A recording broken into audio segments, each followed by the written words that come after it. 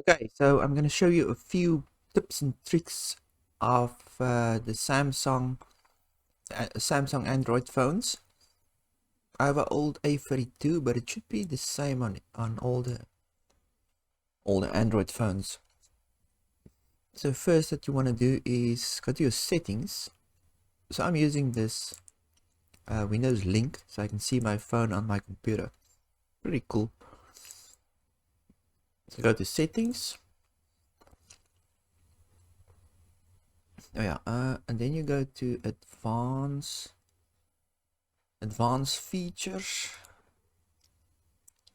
and then you go to motions and gestures. There's a few nice settings in here. So the first one is lift to wake. So you can just, when you lift your phone up, it will wake up and you can just start using it or unlock it. You don't have to press the side button. And then there's the double tap to turn on screen. So obviously if you're not going to use lift to wake, or you want to press the side button to wake up your phone, you can just double tap the black screen. So when the screen is black, double tap it and it will come on to log in. So keep screen on while viewing is pretty nice too. I mean, if you're reading something on your phone for a long time, it might just go off. So what it does, it uses the camera to check your face if you're facing the phone, and it'll stay on. If you're worried about your phone spying on you, that train has left the station a long time ago. If they want to spy on you, they will spy on you. And then alert when phone pickup. Yeah, so when you pick up your phone, it will vibrate if you received a message, so you will immediately know, okay, there's some messages on your phone. Turn over to mute. So when you get a call and you don't want to answer it and you want to mute it, just put the phone face down on a table or whatever. Okay, so I'm gonna use that one, lift to wake. Obviously keep screen on while viewing. Phone pickup, alert when there's a message.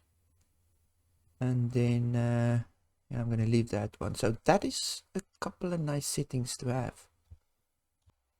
Okay, so the next feature is in the previous menu, so just go out of motions and gestures. It's the one-handed mode. So when you enable that, it will minimize or make your screen smaller to the side that you hold your phone. So if you can only use one hand, your other hand is occupied, you can reach pretty much everywhere on the screen. So let me show you. So you enable that, and then you double click the home button. So it will make your whole screen smaller, and now your thumb can reach pretty much everything. And you can switch it over to left-handed side, right-handed side. So let's go and open a screen. So obviously, okay, I put my icons to the bottom to reach it easier, but I mean, you can, if your icon is maybe to the top, like normal, just go out. So now it's a bit difficult to reach that app there. So when it's one-handed mode, I just go to my home screen. It's much easier to reach, as you can see. Yeah. So the next feature is split screen. So if you want to use two apps at the same time and work on them at the same time, all you have to do is open the app that you want to use, say YouTube, right, and then click the home button to go to your next app that you want to open, say like Messenger or Messages, and then you go to your open apps button, and then you will see these on top of each app that's open, it's got an icon. So you click on that and you say open in split screen view. So now it will be on split screen, so you can play a YouTube video. And okay, here's your messages. Just click on it to open it, and so you can play the video and you can message people still, whatever. So yeah, that works pretty nice. And then if you want to go out, oops, you just swipe up previous app and close it, close all of the apps. Right, so the next feature is double tapping the power button to open an app. So by default, if you double tap your power button now when your phone is locked, so you see a black screen, it's locked, double tap it, the camera will open. So it's a nice way to quickly open your camera. So if I double tap it now, the camera will come on. Now on phone link, I can't lock the phone, otherwise it would lock me out. So I'm just gonna double tap it. As you can see, camera on, there's my screen. If you double tap it again, it will switch to the front camera. Right, so let's close that. So say you want to open a different app, not the camera. Just drag down your menu here, drag it down again, go to your power button, go to side key settings. As you can see, by default is the quick launch camera, and then come down here, select that, click on the gear icon to choose your app. So I'm just going to choose the calculator.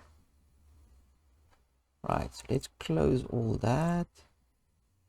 So if I double tap it now, so obviously your phone will be in locked mode, black screen. Double tap it and the calculator is there. Yes. Right, let's go to the next feature.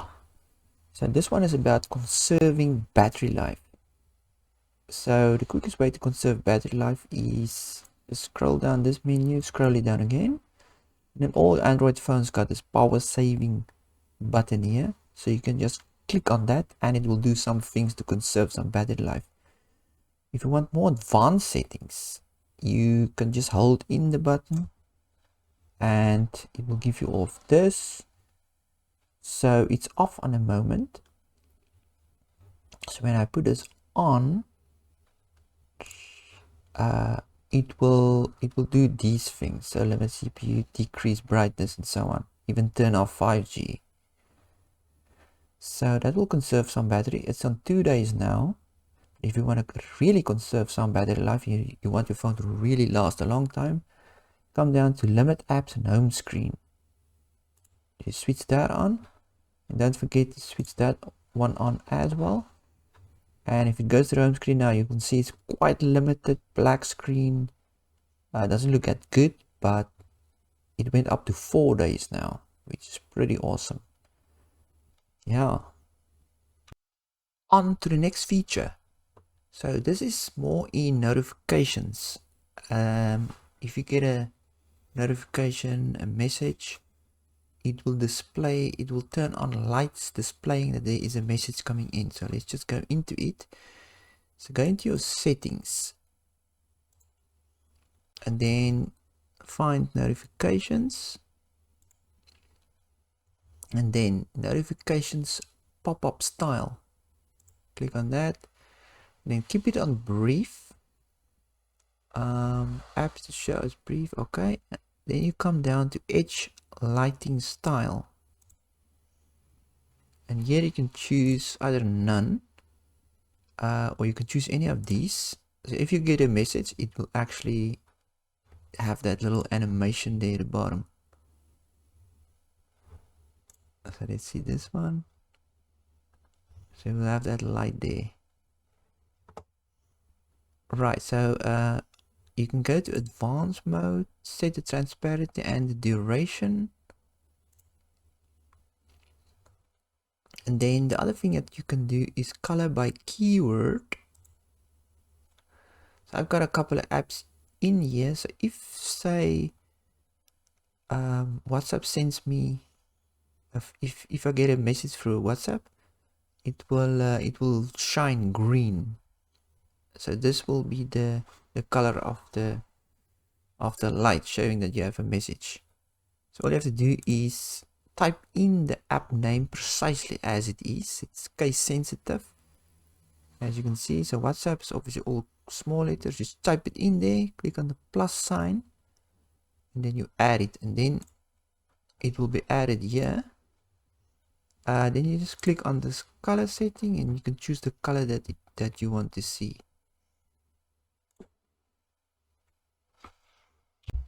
Right, next to the next feature. Anyway, this is a security feature. So all you have to do is go to settings, go to lock screen, then you go to secure lock settings. It will ask your password or your pattern. Put that in, and then